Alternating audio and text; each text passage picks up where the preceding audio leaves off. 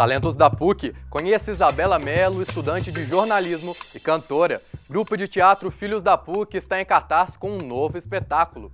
Astronomia na arte rupestre é tema de exposição no Museu de Ciências Naturais da PUC Minas. Alunos de cinema e arte visual da PUC Minas promovem mostra de curtas e usam a literatura como tema. No estúdio recebemos o professor Robertson Mairink, coordenador do curso, para falar da estrutura oferecida pela universidade e os desafios do audiovisual brasileiro. Hoje é quarta-feira, 11 de novembro, está no ar o Espaço PUC, programa que leva até você tudo o que acontece na universidade.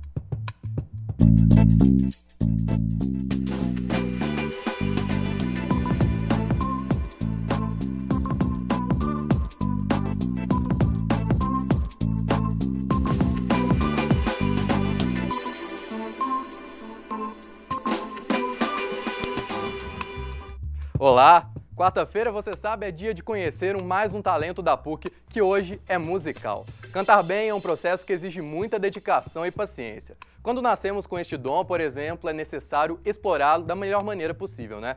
E hoje você vai conhecer Isabela Mello, estudante de jornalismo da PUC Minas, que encanta a todos com sua belíssima voz. Veja só!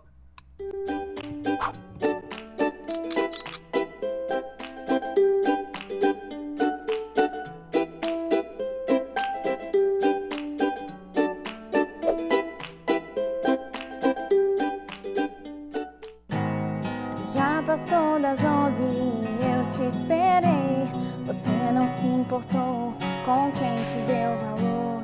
Eu canto desde criança e quando eu fiz 15 anos, eu montei uma banda com meu primo e a gente começou a tocar em barzinhos. Eu sou do interior, eu tocava no interior, tocava em Betim, aqui em BH, e durante um tempo foi assim, mais ou menos durante uns 5 anos.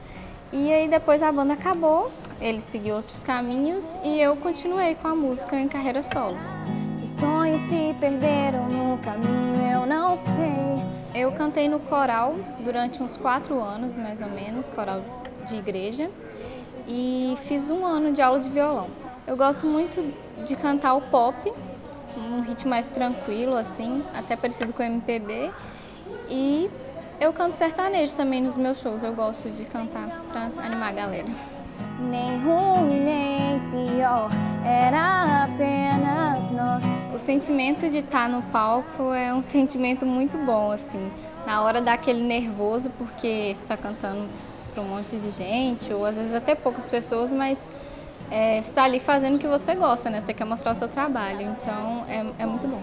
Agora eu estou gravando meu primeiro CD. Na verdade, eu já tinha gravado um EP com 3 músicas com a banda. E agora eu comecei a gravação do CD. Aí, por enquanto, eu gravei 3 músicas.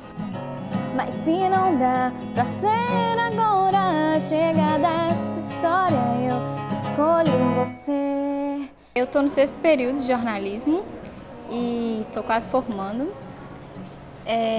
Tá sendo muito boa, graças a Deus. Me ajudou muito a me desinibir, assim, eu era bem mais tímida e falava um pouco, assim, e o jornalismo me ajudou bastante a me desinibir, no palco também eu me soltei muito mais por causa do jornalismo, então ajudou muito. Que elas me façam lembrar. No jornalismo eu espero passar por bons veículos, né, para eu adquirir o aprendizado na área e pretendo continuar com a minha carreira de cantora, né, eu quero crescer na área musical e fazer mais shows, me apresentar em lugares maiores. Eu quero ver o seu sorriso. Eu sou Isabela Mello, estudo jornalismo na PUC Minas e sou cantora. Oh, oh, oh, oh, oh, oh, oh.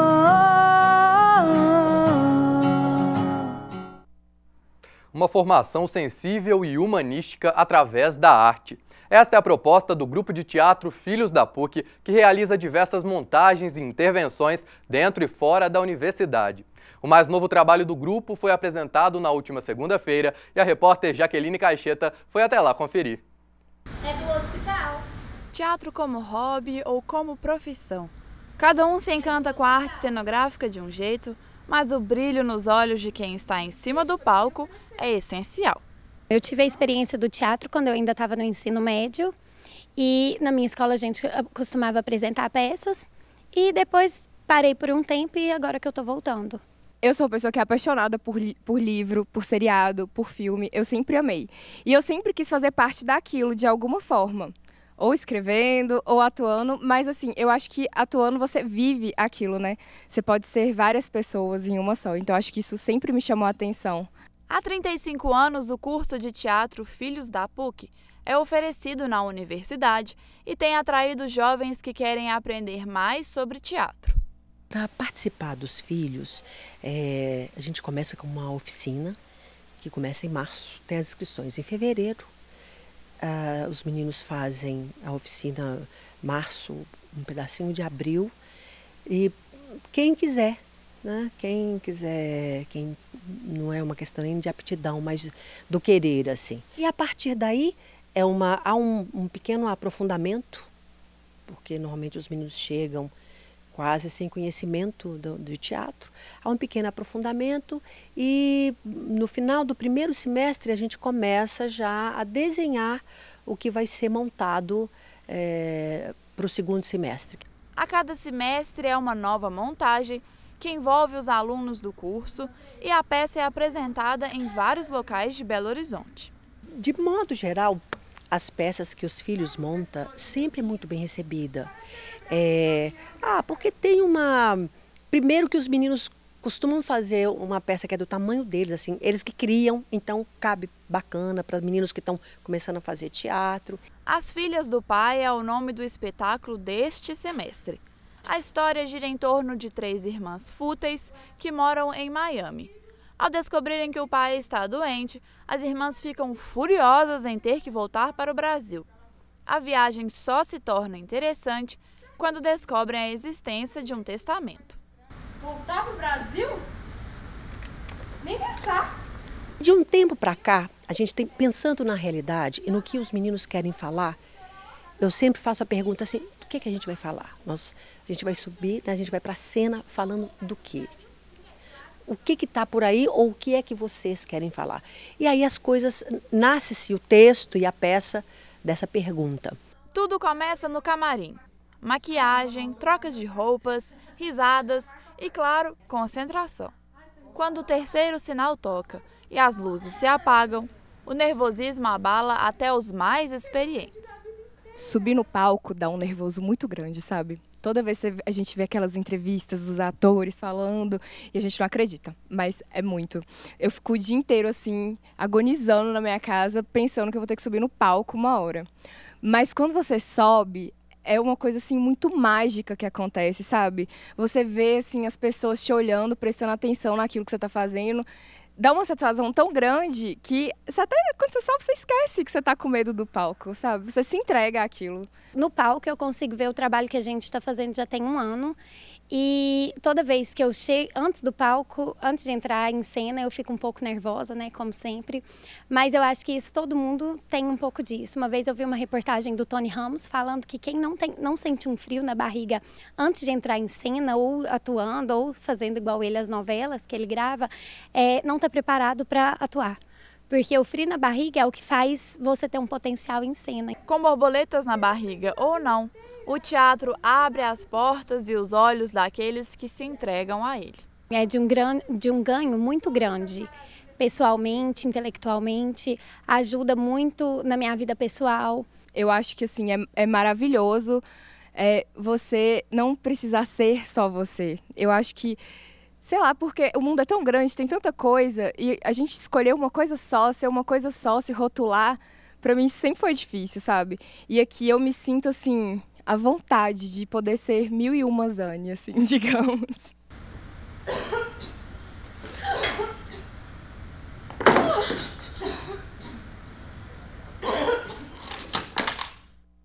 O Museu de Ciências Naturais da PUC Minas sempre realiza exposições que promovem o conhecimento e chamam a atenção do público.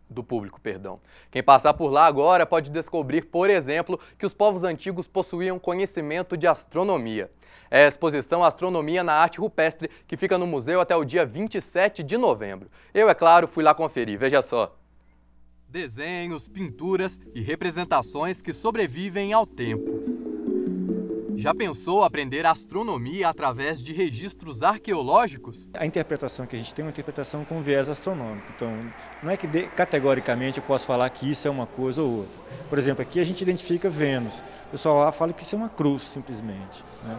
Mas a gente identifica Vênus porque essa imagem desse formato, nesse tipo, ela existe, ela é recorrente em várias tradições, em vários sítios em toda a América do Sul, que é reconhecido como Vênus, que é o mesmo sítio que essa cruz bordeada aqui de baixo. Então, a gente reconhece isso e considera que isso pode ser Vênus.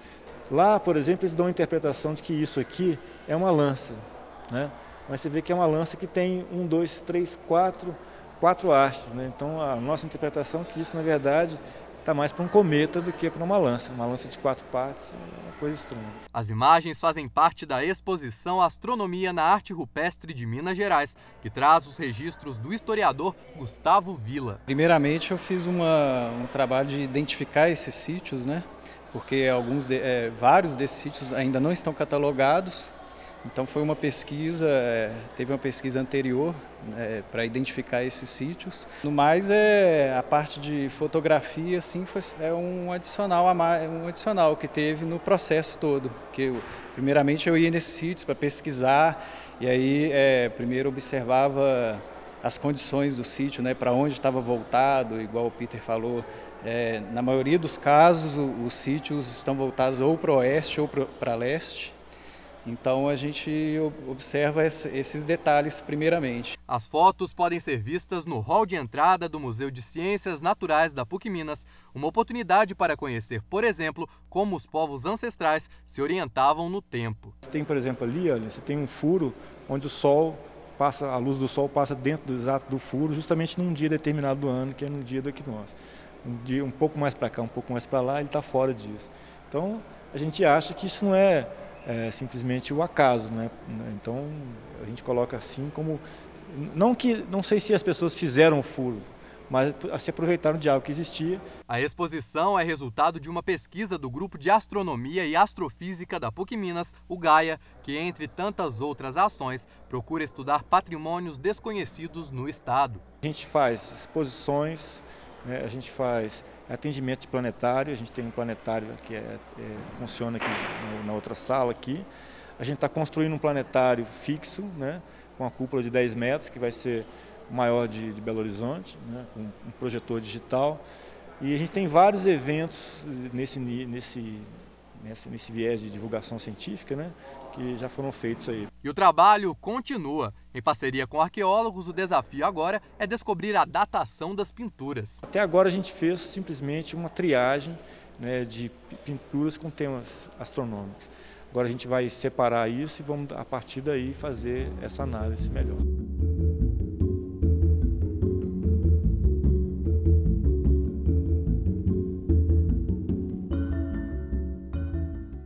Agora nós vamos para um rápido intervalo, mas não saia daí, porque no próximo bloco você vai conferir uma mostra de curtas realizada no curso de Cinema e Audiovisual da PUC-Minas. E para falar um pouco mais sobre o curso e os desafios do cenário audiovisual, vamos receber o professor Robertson Mairink. É rapidinho, não saia daí.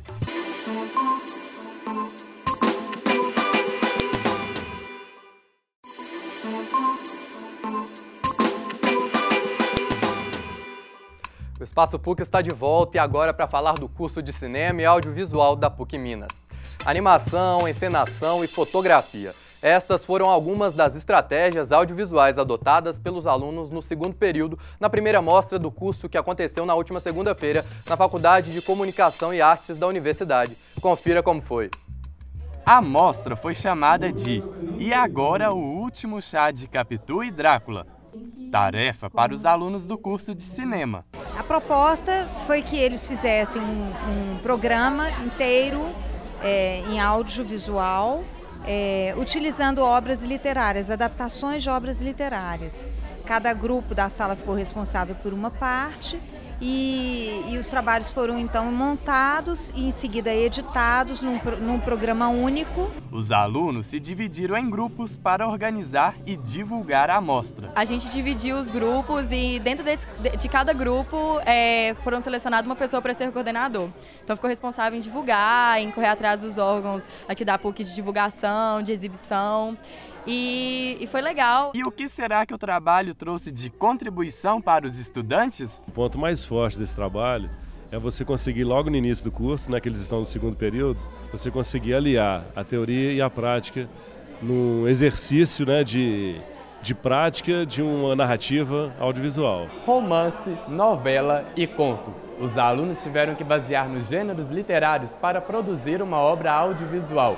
O Último Soldado, por exemplo, os alunos se basearam no último caso dos 10 negrinhos e também no Clube da Luta. Foi uma experiência nova para todos os integrantes do grupo. Foi algo que a gente realmente se empenhou em fazer, então a gente descobriu novas coisas sobre maquiagem, processo, da narrativa mesmo, então foi algo bem produtivo para todos nós. 2 meses muito intensos de preparação, de produção, porque tem que gravar e tudo mais, mas foi bem prazeroso, assim, apesar de dificuldades e tudo mais, acho que deu um bom resultado. E nós recebemos no estúdio o professor Robertson Mairink, coordenador do curso de Cinema e Audiovisual da PUC Minas. Professor, seja bem-vindo ao Espaço PUC. Ótimo estar aqui. Bom, professor, quando que a Faculdade de Comunicação e Artes da PUC Minas sentiu essa necessidade de criar o curso de Cinema e Audiovisual? Bom, o audiovisual nos cursos da faculdade, publicidade, jornalização, já era uma tradição, assim, a gente tem uma força, assim, historicamente, a gente teve sempre uma qualidade nos produtos audiovisuais, alunos muito envolvidos, professores, então, assim, são vários publicitários, jornalização, tudo trabalhando com audiovisual no Brasil, em vídeo, em clipes, no próprio cinema, na TV. Então, era natural que a gente começasse a pensar nesse retorno ao curso de cinema que teve aqui nos anos 60 na PUC, né? Então, a gente passou por um processo de planejamento e, a partir do momento que a gente sentiu também que o cinema brasileiro e a TV brasileira estavam numa evolução muito forte, a gente sentiu que era o momento de lançar esse curso de novo, de preparar de uma forma bem adequada, assim, para que a gente ocupasse esse espaço junto com a qualidade da Faculdade de Comunicação e Artes, que é uma tradição aqui no Brasil, né? E a gente nota que outros alunos da Faculdade de Comunicação e Artes, de outros cursos, né, jornalismo, publicidade, também fazem matérias do curso de Cinema e Audiovisual. Sim. Como que esse curso ele pode agregar com os outros cursos também? A gente tem uma prática acadêmica muito integrada, né? Então a gente sabe, assim, acho que todos os estudantes de comunicação sabem da força do audiovisual hoje na comunicação. Então, assim, a gente caminha para uma sociedade audiovisual, isso é evidente, né? Quer dizer, tudo que está caminhando para isso, as próprias relações nossas de contato, de convívio nas redes e tudo mais, caminha para essa prática audiovisual. E na comunicação, isso é fundamental. Então, a gente tem hoje mesmo alunos de jornalismo, de relações públicas, de publicidade, transitando entre essas disciplinas e até mesmo já pensando em complementar os estudos com curso de cinema. Ele está bem, assim, interessante nesse aspecto dessa integração com a comunicação e o próprio cinema, né? E o curso teve início no ano passado, né? Como que é a estrutura para receber esse novo curso? A gente tem uma relação com a comunicação, né? Essa integração com a comunicação e a força nossa relacionada ao cinema e ao audiovisual. Então, os alunos entram já no primeiro período, a gente teve um exemplo aqui agora, né? Alunos do segundo período produzindo trabalhos de ótima qualidade, assim, eu assisti os trabalhos, né? Foi uma coisa impressionante, assim, super... Dá orgulho para o curso ver esse nível de envolvimento, como é que eles praticaram, como é que eles exercitaram essa relação entre literatura e cinema, que sempre foi uma base para o cinema. Então a gente já tem, desde o primeiro e segundo período, esse envolvimento com o audiovisual, aliado à teoria. Então o curso caminha muito nesse sentido, né? De envolver os alunos não só no fazer cinema, nas práticas, mas pensar, refletir sobre o audiovisual, refletir sobre as questões fundamentais que envolve isso na sociedade. Então, os alunos, desde o primeiro período, eles já entram com essa perspectiva aqui na escola. Professor, e um profissional formado em cinema e audiovisual, ele pode atuar em quais áreas? Várias, hoje são várias. Você tem o cinema e a TV no Brasil que estão passando por um período assim fantástico. A gente vê aí, né? Eu vi um dado agora que parece que em 2014 foram produzidos 200 filmes no Brasil, que é uma coisa inédita na história do cinema brasileiro. Você vê a força das séries televisivas, principalmente da TV a cabo.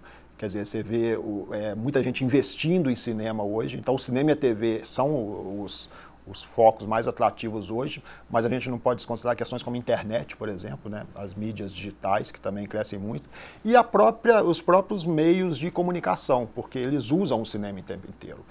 Um fato que a gente tem assim, que é muito discutido hoje, é que o Brasil passa por um período tão bom nessa fase de audiovisual, em todos os setores, publicidade, jornalismo, cinema, que está faltando mão de obra especializada nessas áreas. Então, assim, a gente teve recentemente alguns seminários aqui no curso que foi discutido muito isso, de profissionais de São Paulo, de Rio, como que esses alunos estão sendo já abrigados pelo mercado pela falta de mão de obra no Brasil. Uma boa notícia para quem está fazendo ou tem vontade de fazer o curso, né? Muito, E o senhor falava de cinema brasileiro, e eu acho que o cinema brasileiro esteve ainda mais em evidência por causa do filme Que Horas Ela Volta, da Regina Casé, que foi sucesso de crítica, ganhou vários prêmios. Como que está a produção no Brasil de filmes? A produção hoje está por uma fase muito boa, né? A gente está passando por uma fase assim, de muito investimento na área.